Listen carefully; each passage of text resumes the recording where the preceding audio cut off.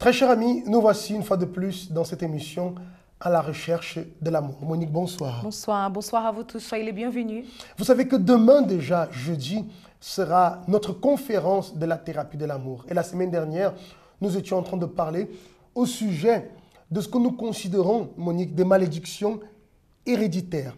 Ça veut dire, dans la vie sentimentale, on voit souvent la personne qui vit aujourd'hui une situation que sa mère a vécue, que sa grand-mère a vécue, et cela qui va de génération en génération. Souvent, cette malédiction, comme nous expliquons souvent, parce qu'il y a un mal spirituel qui agit et qui cause ce problème.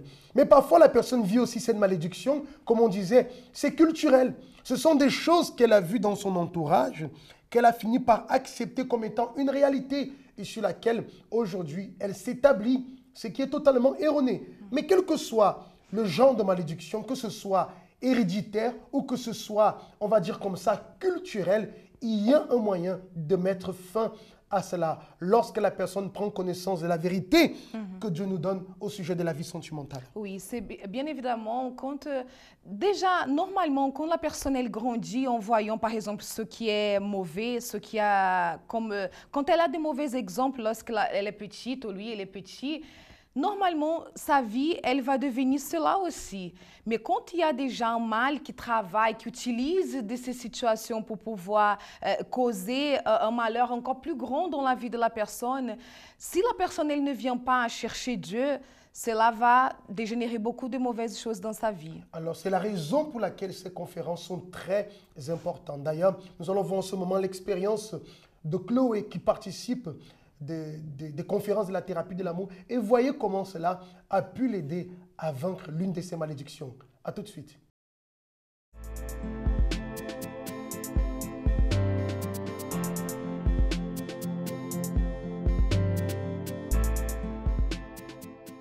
Avant d'arriver à la thérapie, en fait, j'avais pas forcément vécu d'expérience dans la vie sentimentale, puisque je suis arrivée assez jeune, j'ai commencé jeune à participer de la Réunion. Mais en fait, ça a surtout impacté au niveau de ma vision, parce que avec tout ce que j'avais vécu dans ma famille, on va dire que pour moi, je pensais vraiment pas du tout au mariage. J'avais rien contre, mais j'y pensais pas en fait. C'était pas un objectif que j'avais dans ma tête.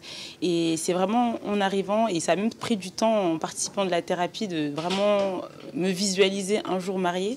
Parce qu'en fait, pour moi, comme je m'imaginais pas, je prenais pas forcément les conseils qui étaient donnés. Et donc vraiment en participant de la thérapie, c'est là vraiment où j'ai réalisé que ça allait arriver en fait, qu'un jour j'allais me marier et que je devais commencer déjà à réfléchir, à penser, en fait je savais même pas ce que je voulais en soi.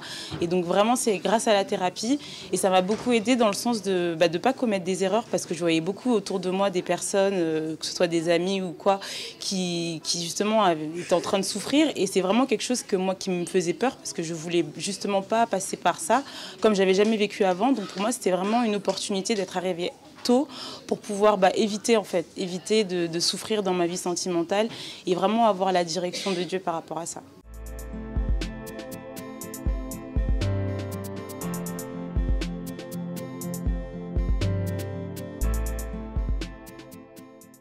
Vous voyez l'exemple de Chloé et Monique. Chloé, justement, qui était une personne où on peut dire, qui gardait, si elle n'avait pas connu le travail de la thérapie de l'amour, elle allait garder avec elle une malédiction, on va dire culturelle. Quelque chose comme on voit ici.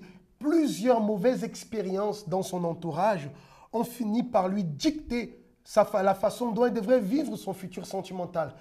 Pas de mariage. Et beaucoup de personnes gardent cela. Mais en participant des conférences, elle a vu que la chose est totalement différente. Oui, et combien sont les personnes qui peut-être nous regardent en ces moments et qui pensent qu'il n'y a plus d'espoir pour sa vie sentimentale. D'ailleurs, elles ne s'imaginent même pas qu'elle peut avoir un bonheur dans sa vie, parce que toute sa vie, elle a vu que ça, peut-être papa qui a trahi maman, maman qui ne respectait pas papa. Donc, cette malédiction, tout cela engendrait comme je peux dire, un malheur sentimental dans son intérieur. Mais par exemple, là, on voit le beau témoignage de Chloé qui a passé pour pas mal de choses. Elle avait tout pour ne pas avoir une vie sentimentale bénie. Mais quand même, elle a choisi de lutter, de se battre pour sa vie sentimentale. Exactement. Pourquoi? Parce qu'elle a reçu Elle est sortie, on dira comme ça, de la malédiction pour entrer dans la bénédiction en recevant cette bonne parole qui lui donne une autre vision de la vie sentimentale, une autre vision du mariage. Et vous, par exemple, qui avez cette vision négative au sujet de la vie sentimentale à cause de mauvaises expériences, à cause de mauvais exemples, tout cela peut changer. Donnez-vous cette opportunité. Demain, nous serons ici dans cette conférence pour pouvoir vous aider. D'ailleurs, tout à l'heure, en fin d'émission, nous parlerons plus à ce sujet. Mais ce soir, nous allons entrer dans le thème d'aujourd'hui qui concerne toujours la vie à deux, parce que c'est ça, parce que la vie à deux, on dit toujours, ne s'improvise pas. Il y a des règles. Et une chose que j'étais en train de penser, et il est inévitable que le couple, les deux ne sont pas parfaits. Le mari a des défauts, l'épouse a des défauts. Et souvent, cela va arriver que le mari a fait quelque chose, je vais dire, qui va énerver l'épouse, ou vice et versa. Et c'est là où rentre le danger, où souvent, il y a un désir de vengeance. La vengeance, c'est le thème de ce soir. Je dirais, Monique, c'est un mot qui ne doit pas exister dans le couple. La vengeance. Cela ne peut pas exister. Je dirais ni même penser. Parce que penser peut nous pousser à commettre cet acte de vengeance. Ce mot ne doit pas exister. La vengeance. Mais malheureusement, on voit que beaucoup de couples vivent comme ça, se vengeant. Oui, tu vois, Isaac, comme le mariage, c'est vraiment un sacrifice de soi.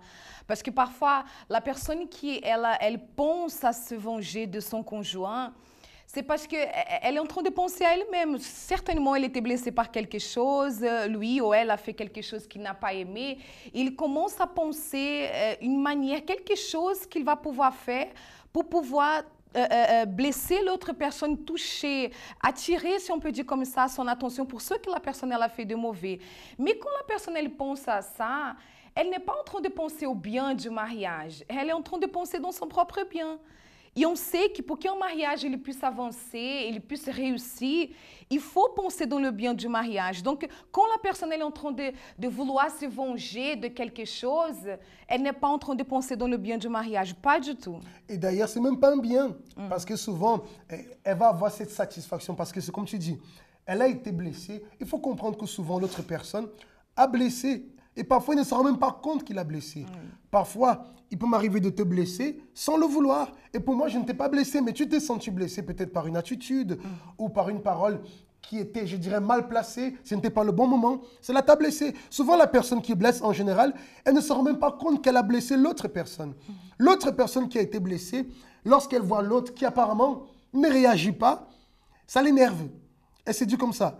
Il m'a blessé ou elle m'a blessé et en plus il fait semblant comme s'il n'a rien fait. Elle fait semblant comme si rien ne s'était passé.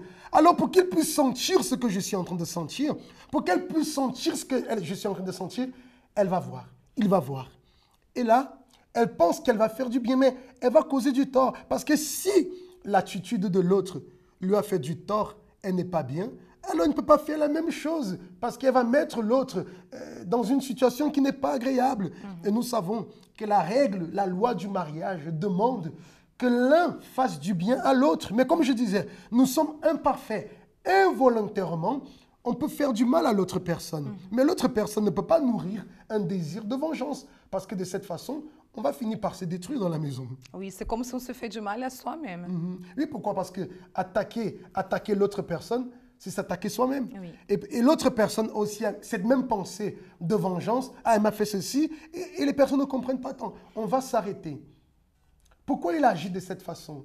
Est-ce qu'il a compris? Et on revient toujours sur le même point, Monique. Une bonne conversation va tout résoudre. Oui, oui. La conversation, c'est ce qui va blesser cela.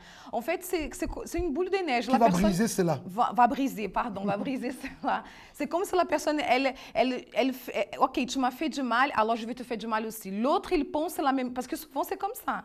Un pense qu'il doit faire plus mal à l'autre pour faire comprendre ce qu'il veut passer. Et ce n'est pas du tout ça. Alors, pourquoi ne pas s'arrêter et prendre la bonne attitude. Oh, écoute, on va s'asseoir, on va parler. Et qui est un sacrifice, comme tu disais tout à l'heure.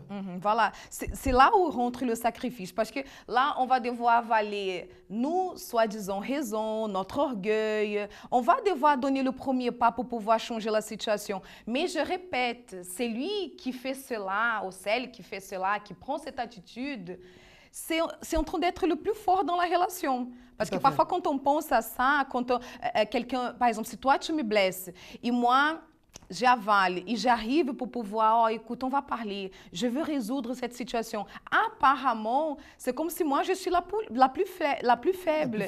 Mais ce n'est pas du tout cela. Celui qui prend l'attitude de résoudre la situation montre qu'il est le plus fort. Alors, éliminez toute pensée ou tout désir de vengeance. Ah, mais l'autre a fait exprès.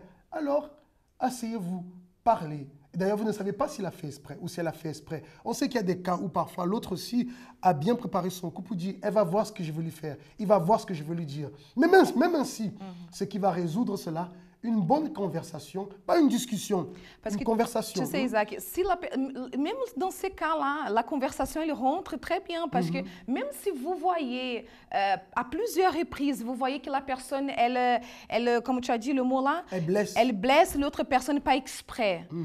Même si c'est dans ces cas-là, c'est à vous de donner un point final à cela. Oh, écoute, on va parler, on va donner les limites.